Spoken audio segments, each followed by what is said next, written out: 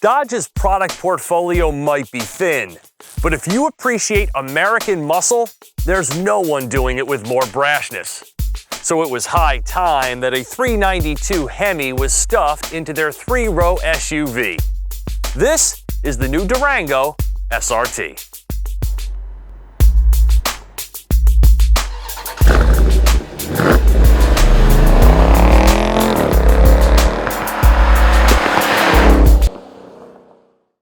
Upon receiving this car and driver back in the late 90s, I unsuccessfully tried to convince my parents to buy the first hot rod Durango. Flash ahead 20 years, and Dodge has resurrected the idea, this time without a supercharger or Shelby's name. Sure, you can buy a Durango RT or Citadel with a HEMI, but not the big one. This 6.4-liter V8 is reserved for the brand's most outrageous models, and here it's outputting 475 horsepower and 470 pound-feet of torque on recommended premium gas. Even with its ability to selectively shut down cylinders when not needed, it's especially thirsty, returning 15 mpg in combined driving according to the EPA. However, I didn't quite make it to 12 mpg for the week. The price you pay for moving 2 3/4 tons with this much haste.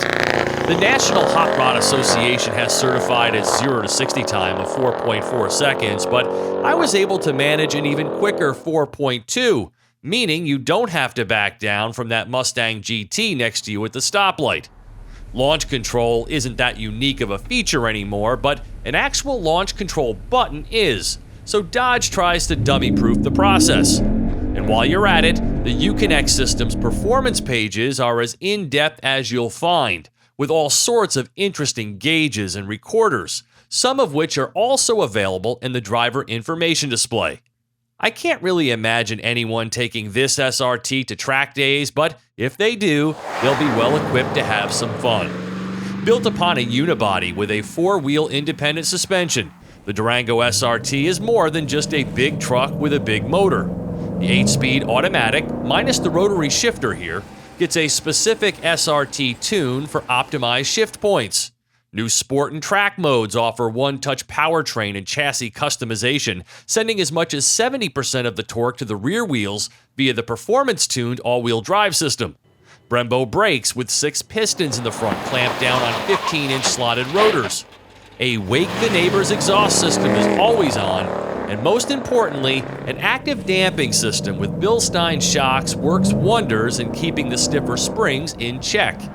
The ride quality is exceptional, even in the most aggressive settings. There are lots of other complementary SRT touches, both to the body and the cabin, to make you feel like you're getting your money's worth.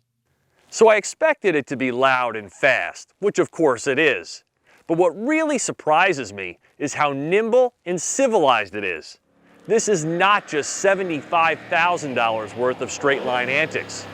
The adaptive dampers and 4-wheel grip are amazing, so you can really get after it on a curvy road. And all of the driver's controls are honed far beyond that of a brutish SUV. Now, the exhaust note is omnipresent. Otherwise, the cabin is luxuriously quiet and appointed. It is a blast to drive. Well, there is a caveat when it comes to traction. These Pirelli All-Seasons did not play well with the heavily treated upstate New York winter roads, particularly when they were mixed with some morning dampness. In these conditions, and with sport mode selected, get ready to make some steering corrections. But on stickier surfaces, the Durango SRT dutifully follows your input.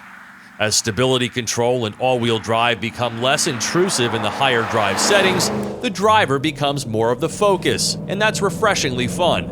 In other words, don't toss these keys to a newly licensed driver. It's no Hellcat, but it can be frisky.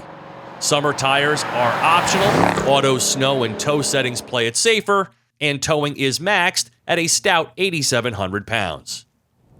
I know what you're thinking. Dodge doesn't have a great reputation when it comes to quality, which is why it's reassuring to see the attention to detail in here. The Durango is far from new, but FCA has kept it updated and remarkably fresh. The electronics are amazing, and the fit and finish is top-notch. So though I can't promise that you won't have a problem with yours at some point down the road, At least initially, there's much to feel good about. The seats are heaven, with support in all the right places and hugging on the sides. Touch points are of soft leather, and the content list is extravagant and well executed. Intuitive and fully modernized infotainment is backed by a plethora of connection points all the way through the third row. There's a Blu-ray rear entertainment system, rear climate controls, a heated steering wheel, heated and cooled front seats, remote start, and the latest safety tech. The second row heated captain's chairs are split by a deep console, cleverly accessible by the third row. They don't slide, however, so legroom can feel a bit tight until you recline. A tumbling action grants access to the third row from either side, where adults will actually fit. What would make the SRT more livable is a control switch for the exhaust. It is loud all of the time. And a less sensitive gas pedal, because unless you feather it, heads are going to snap. Otherwise, for about $64,000, Dodge has covered all the bases.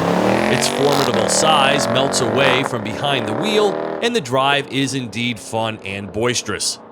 With their insolent image, Dodges certainly aren't for everyone, and this one in particular wears its Brotherhood of Muscle badge emphatically. But under the skin is a sophisticatedly refined Durango you can take uptown. $74,955 is the sticker on this loaded SRT, a 3-row with few peers. For TestDriveNow.com, I'm Steve Hammis.